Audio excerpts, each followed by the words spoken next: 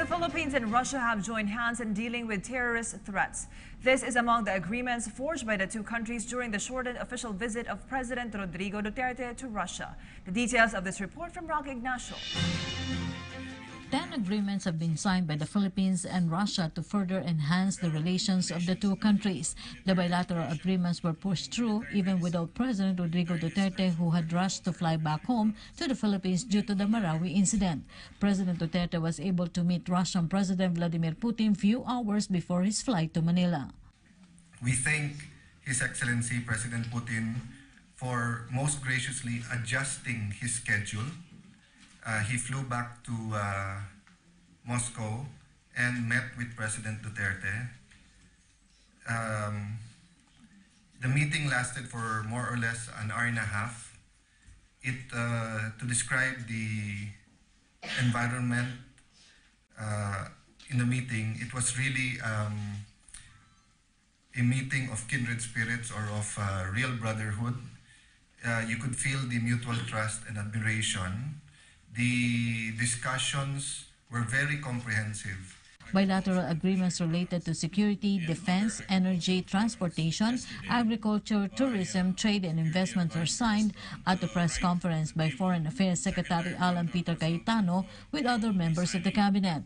Cayetano said the two leaders also discussed measures on counterterrorism, including the threat of international terrorist group ISIS in the Philippines.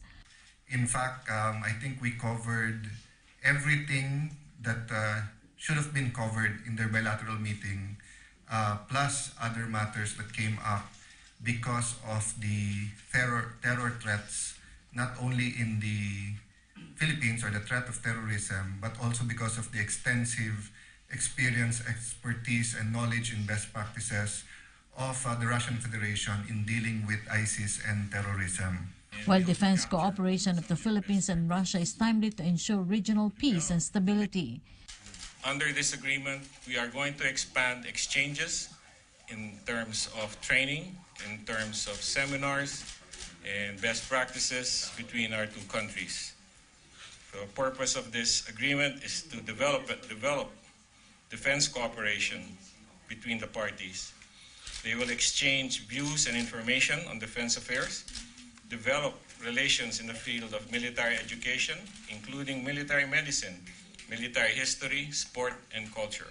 President Duterte, during his meeting with Putin, earlier asked for a soft loan to enhance the Philippines' capacity against terrorism. Cayetano said that the two countries are now preparing for proposals for the soft loan. Aside from peace and security, the Philippines had secured an agreement on energy.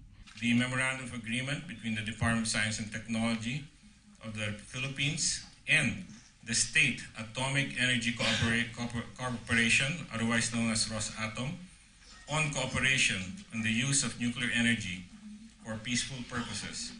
The general purpose of this agreement is to develop cooperation in the area of peaceful use of atomic energy in accordance with domestic laws, rules and regulations, and of course, international agreements that govern the peaceful use of atomic energy.